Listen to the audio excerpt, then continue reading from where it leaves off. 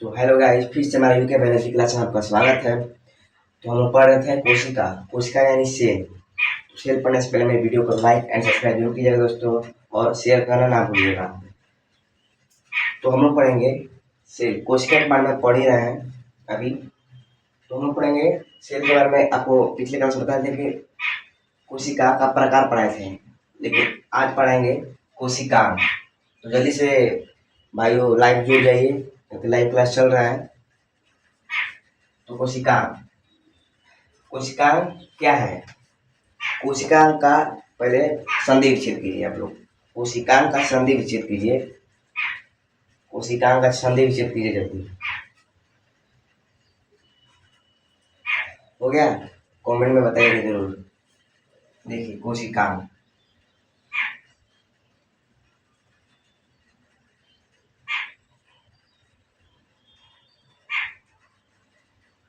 कोशिका प्लस अंग।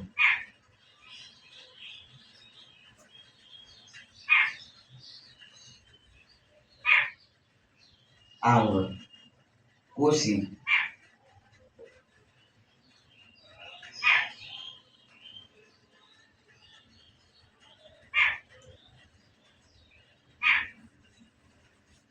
देख लीजिए, कोशिका प्लस अंग, कोशिकांग। इसका संधि विच्छेद होगा। और जिन जिन भाइयों लोग का ये संधि विच्छेद सही था तो कमेंट में जरूर लिखेंगे यस या नो, दोनों में से कोई एक लिखेंगे। तो हम लोग पढ़ना था कोशिकांग। तो आज का हेडिंग है कोशिकांग। तो कोशिकांग जो है, कोशिका में पाए जाने वाले अंग को कोशिकांग कहते हैं। कोशिका में पाए जाने वाले अंग को कोशिकांग कहते हैं। समझ में आ गया? कोशिका है, उसमें पाए जाने वाले अंग को कोशिकांग कहते हैं। कोशिकांग का यही डिफिनेशन होता है। लिख लीजिए, कोशिका में पाए जाने वाले अंग को कोशिकांग कहते हैं। लिख लिए? और लिखिए, उसके नीचे लिखिए, कोशिका में द्विध्रुव एवं केंद्रक पाए जाते हैं। कोशिकांग में वही कोशिकांग में द्विध्रुव तथा केंद्रक पाए जाते हैं। कोशिकांग में तथा द्विध्रुव तथा केंद्रक पाए जाते हैं। लिख लीजिए, कोशिका में द्विध्रुव तथा केंद्रक पाए जाते हैं। एक बार और बोल दे रहा हूं, कोशिकांग। कोशिका में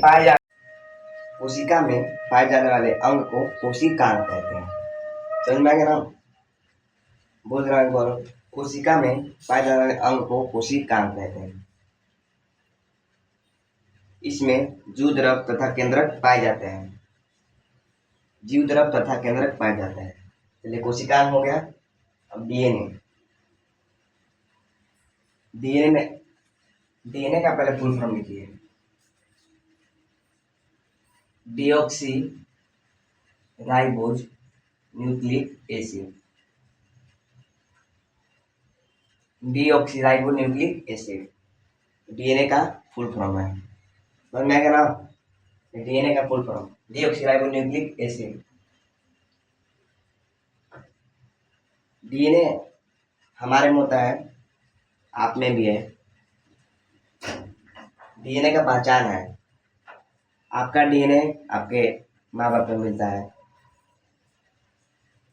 तो नोट में लिख लीजिए,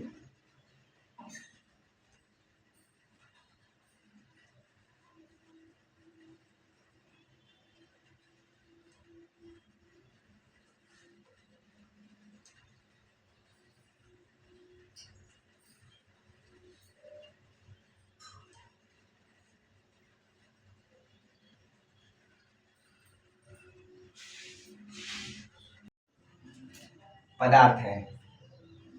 यह एक आनुवांशिक पदार्थ है।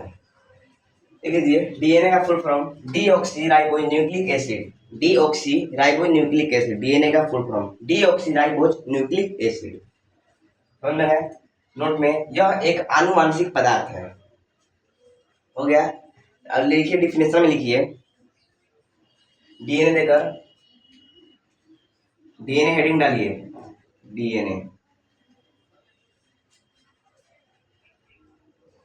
डीएनए हेडिंग डाल दिए।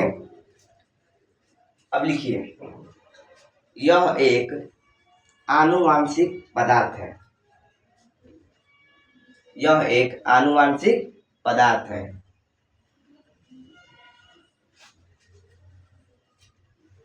लिख लिए, यह एक आनुवांशिक पदार्थ है जो माता पिता के द्वारा,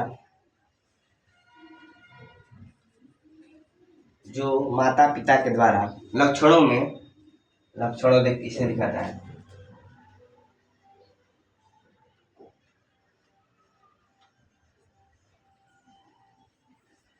लक्षणों, लक्षणों में, लक्षणों में एक पीढ़ी से, देखिए पीढ़ी ऐसे दिखाता है,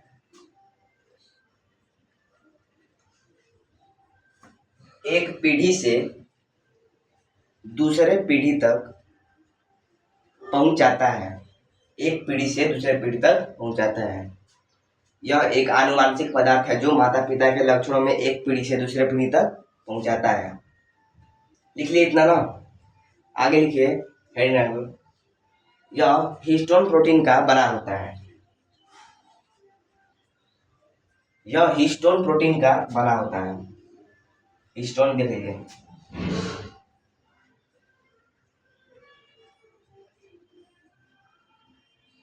हिस्टोन प्रोटीन,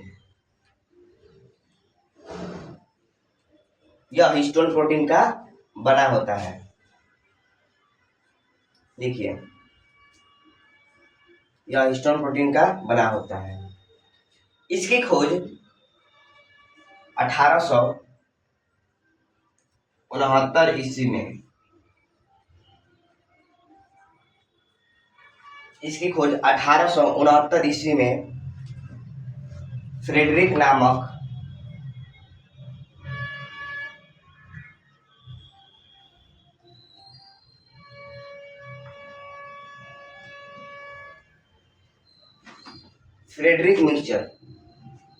फ्रेडरिक मिक्सचर ने 1869 ईस्वी में इसका डीएनए का खोज किया। मिक्सचर मतलब वो नमकीन मत समझ लीजिएगा, कोई मेरे भाई लोग, दोस्तों लोग, कोई समझ देता है, लेकिन नहीं, इनका नाम ही ऐसा है, फ्रेडरिक मिक्सचर। 1869 ईस्वी में इन्होंने डीएनए का खोज किया। समझ में आ गया ना। खड़ी पे देख लिखिएगा, आगे इतना हो गया। लिखिएगा कि इसका नाम न्यूक्लिन रखा गया, डीएनए का नाम न्यूक्लिन भी है, इसका नाम न्यूक्लिन रखा गया, इसका नाम न्यूक्लिन रखा गया, इसका नाम न्यूक्लिन रखा गया। न्यूक्लिन हो गया, न्यूक्लिन रखा गया।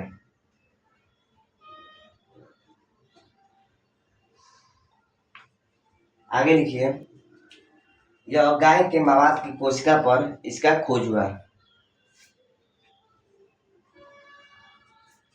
गाय की मवाद कोशिका पर इसका खोज हुआ।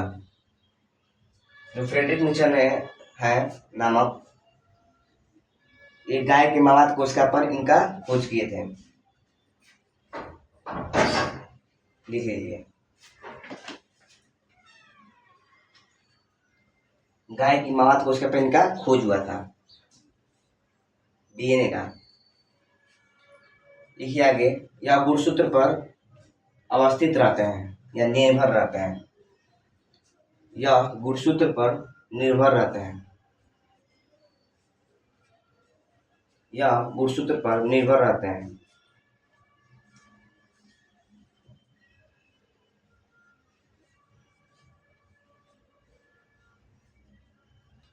लिख लिए, खड़ी पे देख लिखिएगा, एक गुणसूत्र पर 20,000 जीन उपस्थित रहते हैं, 20,000 जीन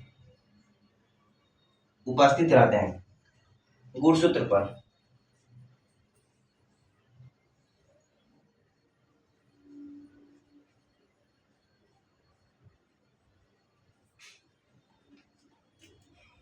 गुणसूत्र पर 20,000 जिन अवस्थित रहते हैं एक गुणसूत्र पर। वन गुणसूत्र लिख लिए।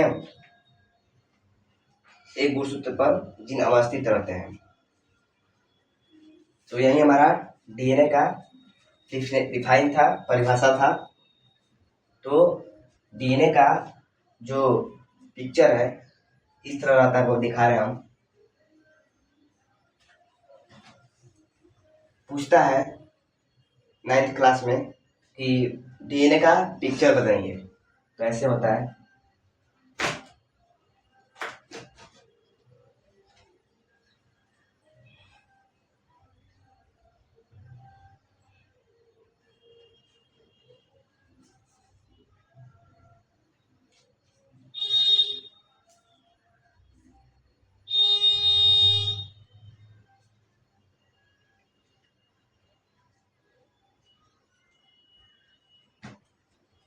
देखिए डीएनए का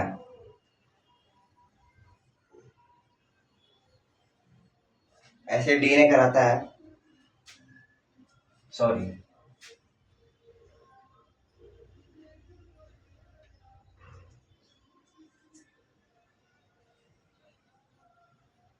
ये डीएनए एक दूसरे से जुड़ा रहता है। डीएनए एक दूसरे से जुड़ा रहता है।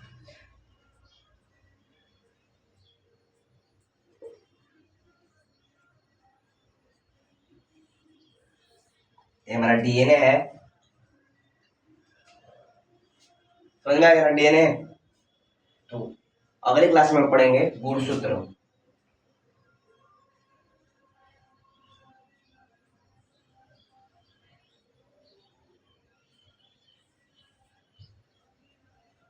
अगले क्लास में पढ़ेंगे गुणसूत्र। तो आज का क्लास कैसा लगा बताइएगा कमेंट में। तो कमेंट में बताइएगा, और जो भी समझ में उसको कमेंट में जो बताए उसको हम सॉल्व करेंगे। तो आज का वीडियो में जैसा लगा लाइक करें, सब्सक्राइब कीजिए दोस्तों, और शेयर करना ना भूलिएगा। धन्यवाद।